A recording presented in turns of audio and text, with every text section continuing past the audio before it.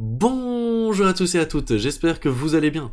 Installez-vous confortablement et aujourd'hui, je vous parle de Lorcana. Oui, le futur trading card game de Disney. Je vous dis tout ce qu'il y a à savoir sur ce jeu, mais plus encore, grâce aux analyses de votre expert jeu de cartes, qu'est-ce qu'on peut déjà déduire du gameplay de ce magnifique jeu Lorcana. Mais peut-être que vous ne connaissez pas. Donc, je vous ai mis une petite vidéo pour vous représenter globalement le principe. Lorcana, ce sera un jeu de cartes à collectionner, édité par ou distribué par Ravensburger dans l'univers de Disney. Vous allez pouvoir voir des magnifiques illustrations, vous allez pouvoir incarner vos personnages de Disney préférés et bien dans différents domaines. Ça fait quelques temps qu'ils nous font beaucoup de teasing dessus. Là on a reçu pas mal de cartes. Grâce aux cartes, je vais pouvoir avec vous dans cette vidéo analyser celle-ci et vous parler du gameplay parce qu'on attend avec impatience de pouvoir justement découvrir le gameplay de ce jeu, mais on a aussi déjà quelques informations sur le premier chapitre et justement sur les cartes qui seront présentes dessus et surtout sur le concept marketing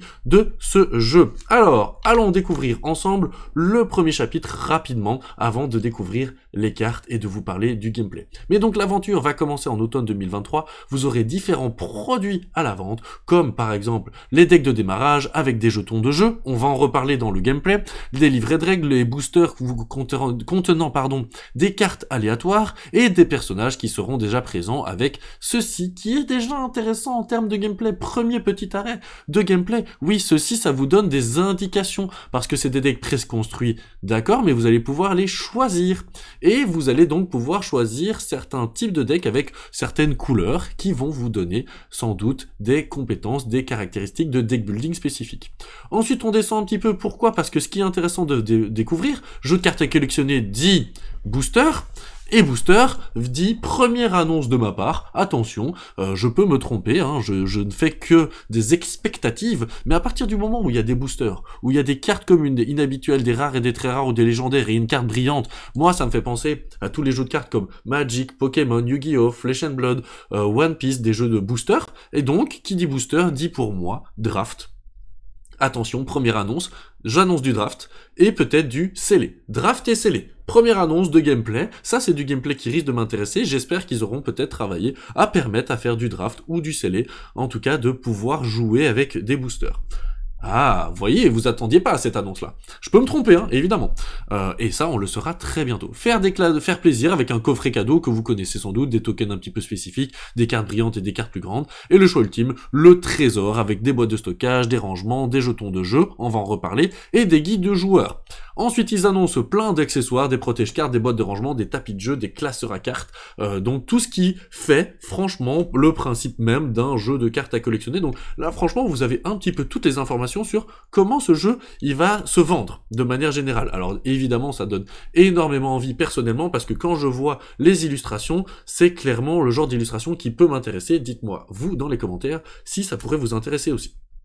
Allons parler du gameplay, allons parler des cartes, ça fait 3 minutes que je vous ai fait un énorme résumé de ce jeu, et donc vous voyez qu'il y a déjà pas mal de cartes qui nous ont été annoncées, et les cartes quand elles nous ont été annoncées, eh ben ça nous permet de partir à la recherche du gameplay, de commencer à imaginer comment le jeu va fonctionner, et c'est ce que je vais faire avec vous en analysant quelques cartes. Commençons par une première qui va me permettre de parler de plein de choses. Notre ami Stitch. Alors, qu'est-ce qu'on peut déjà observer? En haut à gauche, il y a le chiffre 6, entouré comme ceci de cette image. Je prédis quelque chose, j'annoncerai sans doute son coût. Hein, sans doute que c'est combien cette carte va coûter. Donc c'est un jeu où les cartes vont coûter quelque chose. Ensuite, ici, vous avez une icône comme ceci, et une icône avec un bouclier. Donc en fait, le bouclier, je dirais sans doute des points de vie, ou en tout cas des points de défense, et inversement, le 3 là pourrait représenter des dégâts, des points qu'on inflige à son adversaire, on ne sait pas encore, hein, attention, on est dans la première carte qu'on découvre. Mais donc ça c'est intéressant, parce que ceci et ceci, c'est quelque chose qu'on peut retrouver dans d'autres jeux de cartes, et donc c'est quelque chose qui nous donne des informations sur le gameplay du jeu. Qu'est-ce qu'on a d'autre ici? Une petite icône, intéressant, les traits du personnage, on en reparlera, mais c'est un héros. Des capacités, les capacités qui parfois peuvent être intéressantes, parce qu'on peut payer 4 pour jouer sur cette carte un Stitch. Donc l'air de rien, ça peut être intéressant, il y a des petits effets passifs, quelques informations sur les illustrations, d'où est-ce que c'est venu, Disney Lorcana, et ceci.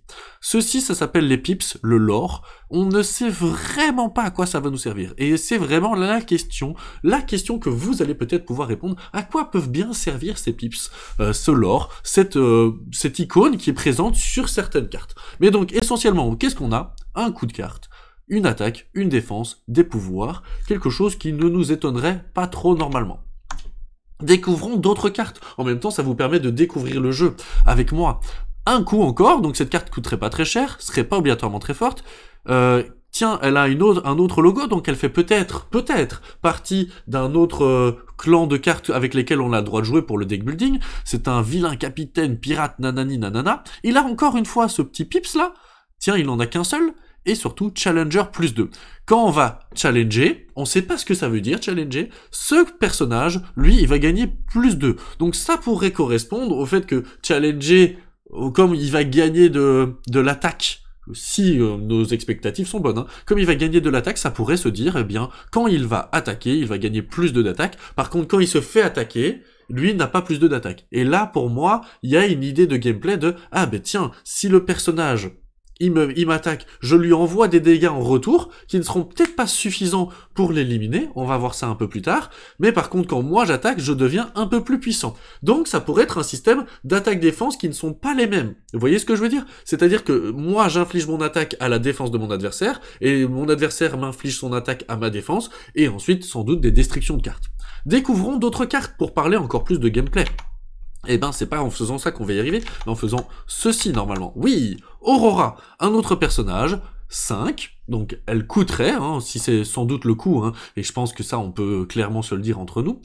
3 d'attaque, 5 de défense, j'appelle ça l'attaque, la défense, mais le shift, eh ben, on l'avait déjà vu un petit peu avant, mais on pourrait payer 3 de cette icône-là. Vous voyez que cette icône-là, l'air de rien, elle nous donne une indication sur ceci aussi à l'intérieur, donc clairement, on peut commencer à se dire, oui, ça doit être le coup, en fait, hein. Et pour jouer cette carte au-dessus d'un de nos personnages qui s'appellerait Aurora. Donc on pourrait jouer il pourrait y avoir du coup plusieurs fois cette carte dans notre deck, et on pourrait du coup les superposer. Je ne sais pas ce que ça fait, c'est une question intéressante de se dire, tiens, pourquoi est-ce que je pourrais payer 3 ? Alors, ça me coûterait moins cher que de la placer la première fois sur le terrain, et peut-être qu'elle revient avec tous ses points de vie, peut-être qu'elle est éliminée, je ne sais pas trop, mais ça me permettrait de rejouer une carte. Et ça, c'est intéressant en termes de gameplay, cette mécanique de shift, l'air de rien, elle veut nous dire quelque chose. En plus, nos opposants, nos autres personnages vont gagner ward, donc une protection, et les adversaires ne peuvent pas nous choisir, sauf pour nous challenger. Donc ça nous remet une information, c'est que on peut challenger les autres, et donc peut-être le challenge, c'est, on va dire, un combat. Il y a 2 pips sur cette carte, et en plus vous pouvez observer les artworks, franchement je les trouve super beaux. Alors peut-être que la qualité à l'écran, vous, elle est peut-être pas incroyable, surtout celle-ci, parce que vous voyez il est marqué que ça a été recréé, hein, donc c'est repris d'un site internet pour essayer de rassembler toutes les cartes. Découvrons ce personnage-là. 5, 4, 5, jusque-là, ok, mais ce qui est intéressant, c'est lead by example. Durant notre tour, à chaque fois qu'il y a un personnage qui va être banni, à chaque fois que ce personnage bannit une autre carte qui est dans un challenge, donc ça paraît pas très très logique, hein, tout ce que je suis en train de vous dire, mais c'est surtout la fin qui nous intéresse, vos autres personnages gagnent plus 1, de pips là, ce tour-ci. Donc ceci, ça peut peut-être être des dépenses, ça peut peut-être être quelque chose qui nous permet d'être dépensé, étant donné que comme on va gagner des pips durant ce tour, ça veut dire qu'à la fin du tour ils disparaissent, ça veut dire que les pips qui sont présents là, à quoi vont-ils nous servir? C'est la question, mais ils pourraient peut-être nous servir à obtenir un certain nombre de pips pour pouvoir accomplir certaines quêtes, certaines cartes qui nous demandent d'avoir certain nombre de pips pour peut-être gagner la partie. On ne connaît pas la condition de victoire de ce jeu, et peut-être que justement une condition de victoire c'est d'arriver à rassembler un certain nombre de pips sur le terrain. Je pense pas. Moi je pense plutôt que clairement ces pips ça va être un peu comme des consommables, comme ça s'appelle du lore, c'est peut-être des quêtes à devoir réaliser, à devoir atteindre, et qui ces quêtes-là nous amènent vers une condition de victoire, et ça de coup ça se transformerait transformerait en un jeu de course, je mets des guillemets, peut-être un jeu de course plus qu'un jeu d'affrontement pour éliminer son adversaire. Ça me paraît plus logique aussi en termes de Disney qui à mon avis déjà qu'il accepte que des personnages s'affrontent, c'est intéressant, mais peut-être qu'ils s'affrontent pour atteindre la quête de leur histoire, vous voyez ce que je veux dire? Ça me paraît plus logique, surtout en fonction de comment ça s'appelle le lore, donc moi j'imagine beaucoup plus facilement un jeu où il va falloir faire une course, atteindre certaines conditions de pips. Encore une fois, je peux me tromper. Ceci, très intéressant. Déjà, on découvre qu'il y a des actions, parce que précédemment, on avait des personnages essentiellement. Elle a un coup, mais elle a pas d'attaque, elle a pas de défense. Et surtout, c'est ce qui est écrit là, qui nous donne une information de gameplay primordiale. On peut enlever jusqu'à 2 dégâts d'un caractère. Donc, ça c'est sûr et certain maintenant, vous voyez?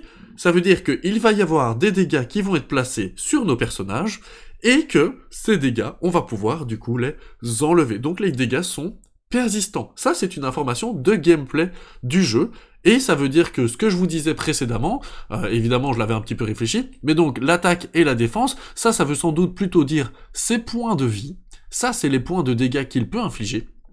Et donc, s'il avait pris 2 dégâts, par exemple par Captain Hook qui l'avait attaqué, il lui avait fait 1 plus 2 grâce à son challenge, donc il avait pris 3 dégâts et je peux le soigner, eh bien grâce à cette carte. Et ça c'est intéressant je pense, en termes de gameplay, on va avoir un jeu d'attaque-défense avec des dégâts persistants, un peu à la Keyforge, j'aime le comparer à Keyforge parce que je vous ai dit jeu de course, je vous ai dit dégâts persistants, l'air de rien ça c'est des choses qui le rapprochent d'un Keyforge et qui pourraient du coup énormément m'intéresser, même si les cartes ont un coup. Pour moi c'est clairement un mélange avec du Magic, du Pokémon, du Keyforge, et ça peut être extrêmement intéressant. Carte suivante, Scar. Elle était intéressante pour découvrir qu'il y a des vilains. On avait vu des héros, on voit des vilains. Est-ce qu'ils vont pouvoir fonctionner ensemble? Est-ce qu'ils vont pouvoir s'affronter? Est-ce que ça va être des decks différents? Ça, c'est intéressant. Et aussi, eh bien, justement, cette information, lorsque tu vas jouer ce personnage, tu vas choisir un personnage adverse, et celui-ci va avoir -5 ce tour-ci. Et en fait, ça peut nous amener beaucoup de réflexions. Ce tour-ci, qu'est-ce que ça veut dire? Ça veut dire, est-ce que c'est le tour pour moi? Est-ce que ça veut dire que c'est un jeu, et c'est là où ça devient intéressant, est-ce que c'est un jeu avec une action chacun de son tour, chacun de son côté? Vous voyez ce que je veux dire? Par exemple, je joue cette carte, je réduis tes points d'attaque, à toi de faire une action, il fait une action, par exemple, il est inquiet de ses créatures, puis c'est à moi. Est-ce que c'est un jeu aller-retour, du coup un jeu dynamique comme celui-là, ou est-ce que c'est un jeu où je réduis son attaque pendant ce tour-ci, je continue à faire d'autres actions, j'incline mes cartes, justement, peut-être que je réduis les points d'attaque de mon adversaire d'une carte que je veux aller éliminer, et que moi ensuite je commence, j'incline mes créatures, j'imagine qu'il faudra les incliner, pour attaquer ce personnage qui en retour ne va pas me faire des dégâts, et l'éliminer.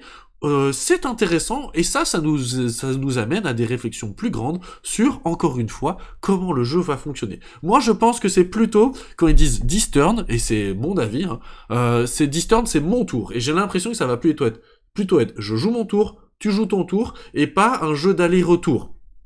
Donc je jouerai toutes mes cartes, peut-être qu'à la fin du tour j'en repioche, ou en début du tour on repioche des cartes, ça on ne sait pas, on sait pas combien de cartes on a en main, mais j'imagine que ça devra pas être innovant à 100%, peut-être qu'on repiochera notre main à 4 par exemple, c'est totalement possible, et ensuite ce sera mon adversaire, et que du coup cette carte-là elle va être très intéressante pour réduire l'attaque de mon adversaire, et le ralentir et pouvoir aller l'éliminer. Par contre, ce qui me fait penser que peut-être je me trompe, c'est le coût de cette carte. Cette carte, elle coûte quand même 6. Alors c'est une 5/4, donc c'est peut-être ça, mais 6, ça me paraît vachement cher par rapport à ce qu'on a vu avant, et donc je me dis, ah peut-être que je me trompe, et que c'est un jeu d'aller-retour, et que dans ce jeu d'aller-retour, réduire les points d'attaque de mon adversaire pendant tout notre tour commun, on va dire ça comme ça, c'est comme s'il y avait un tour commun, eh bien ça serait beaucoup plus puissant. Après, je pense que j'ai bon sur le fait que ce sera chacun notre tour, étant donné qu'il y a aussi ceci qui parle de ce tour-ci, on va gagner du pips. Encore une fois, peut-être qu'on se trompe. Qu'est-ce que ça veut dire le pips? Ça, on ne sait pas. Et justement, dites-moi dans les commentaires ce que vous pensez. Mais donc en résumé, pour moi, vous faire un mini résumé un petit peu de ce jeu, c'est un jeu où les cartes vont avoir un coût, donc il va falloir gagner des ressources pour pouvoir les payer. On n'a pas encore vu trop comment ce système de ressources fonctionnait. Les cartes auront une attaque et des points de vie, plus qu'une défense, et on va pouvoir s'attaquer et s'infliger nos dégâts et subir en même temps des dégâts qui seront donc persistant. Donc l'air de rien, ça nous donne déjà des informations sur comment le jeu va fonctionner, et on a pas mal de cartes, comme ça, vous pouvez voir, celle-ci qui permet de piocher des cartes en payant des ressources, celle-ci qui va nous permettre d'être protégés. Donc l'air de rien, ça nous donne des informations. Vous voyez que toutes n'ont pas des pips, tous les personnages n'ont pas obligatoirement ces fameux petits iconographies. On va pouvoir bannir des personnages, donc c'est peut-être que ces cartes n'iront pas dans la défausse. Eh bien, on va pouvoir renvoyer des cartes dans notre main, on va pouvoir exert, freeze, j'imagine que ça veut dire incliner, surtout quand je vois l'iconographie, vous voyez ce que je veux dire? J'imagine que j'incline cette carte, et j'incline une autre carte qui du coup ne peut plus être activée. Activée me permettant, peut-être que le pips, en fait, ça me permet simplement de gagner des ressources, hein, et que si j'incline la carte, un peu comme le rip de Keyforge, j'incline la carte, ça me fait gagner des ressources. Peut-être que le pips, c'est simplement ça. Je ne sais pas. Et ça pourrait être très intéressant ce que je viens de vous proposer. Tiens, si je proposais un jeu de cartes et que je faisais du game design. En soi, franchement, il y a plein d'idées, et c'est ça qui est hyper intéressant, je trouve. En tout cas, je vous tiendrai au courant de l'évolution de ce jeu, c'est clairement un jeu dont je vais parler. L'aventure arrive bientôt, dès qu'on a des informations sur l'Orcana, je vous tiens au courant. En tout cas, je vous ai fait un énorme résumé, j'espère que cette vidéo vous aura plu. N'hésitez pas à me dire dans les commentaires ce que vous pensez, ce que vous avez envie pour ce jeu, et peut-être vos expectatives de gameplay. Sur ces belles paroles, je vous souhaite une belle journée, bisous, bye bye.